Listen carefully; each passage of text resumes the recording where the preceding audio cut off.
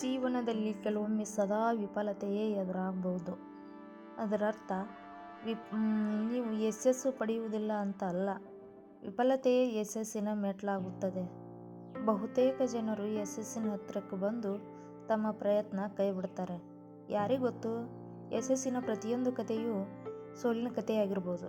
ಅದೇ ಥರ ಸೋಲಿನ ಪ್ರತಿಯೊಂದು ಕಥೆಯೂ ಕೂಡ ಯಶಸ್ಸಿನ ಮೆಟ್ಲು ಸಹ ಆಗ್ಬೋದು. ಹಾಗಂತ ಪ್ರಯತ್ನ ಪಡದೆ ಸೋಲಿನತ್ತ ಸಾಗಬಾರ್ದು.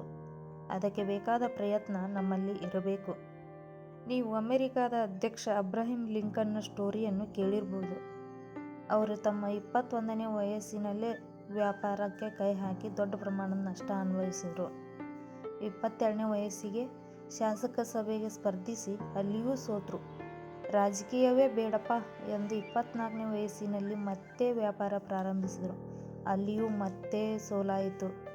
ವ್ಯಾಪಾರ, ರಾಜಕೀಯ ಸೋಲಿನಿಂದ ಕಂಗೆಟ್ಟ ಲಿಂಕನ್ 26ನೇ ವಯಸ್ಸಿನಲ್ಲಿ ತನ್ನ ಪ್ರೇಯಸಿಯನ್ನು ಸಹ ಕಳ್ಕೊಂಡ್ರು. 27ನೇ ವಯಸ್ಸಿನಲ್ಲಿ ಲಿಂಕನ್ನಿಗೆ ಆರೋಗ್ಯ ತೊಂದರೆ ಎದುರಾಯಿತು. ಆದರೂ ಅವರು ಎದೆಗುಂದಲಿಲ್ಲ.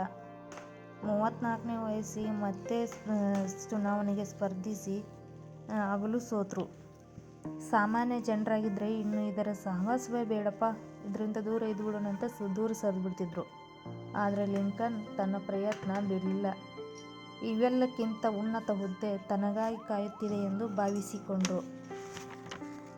ತನ್ನ 52ನೇ ವಯಸ್ಸಿಗೆ ಅಮೆರಿಕಾದ ಅಧ್ಯಕ್ಷ ಚುನಾವಣೆಗೆ ಸ್ಪರ್ಧಿಸಿ ಗೆದ್ದು ಅಲ್ಲಿ ಅಧ್ಯಕ್ಷರಾಗಿ ಆಯ್ಕೆಯಾದರು. ಹೀಗೆ ಸೋಲಿಗೆ ಅಬ್ರಹಂ ಲಿಂಕನ್ ಎದೆಗುಂದಲಿಲ್ಲ. ಇದರಿಂದಾಗಿ ಅವರು ಮಹತ್ತರ ಯಶಸ್ಸನ್ನು ಸಾಧಿಸಲು ಸಾಧ್ಯವಾಯಿತು. ಈಗಲೂ ಸಹ ಲಿಂಕನ್ ಜಗತ್ತಿನ ಜನಪ್ರಿಯತೆ ಉಳಿಸಿಕೊಂಡಿದ್ದಾರೆ. ಹಾಗೆಯೇ ನಾವು ಕೂಡ ಈಗಿನ ಸ್ಪರ್ಧಾತ್ಮಕ ಜಗತ್ತಿನಲ್ಲಿ ಯಾವುದೇ ಸೋಲಿಗೆ ಅಂಜದೆ ಮುನ್ನುಗ್ಗಬೇಕು. ಈ ವಿಡಿಯೋ ತಮಗಿಷ್ಟವಾದಲ್ಲಿ ದಯವಿಟ್ಟು ಲೈಕ್ ಮಾಡಿ, ಶೇರ್ ಮಾಡಿ ಮತ್ತು ಸಬ್ಸ್ಕ್ರೈಬ್ ಆಗಿ. ಧನ್ಯವಾದಗಳು.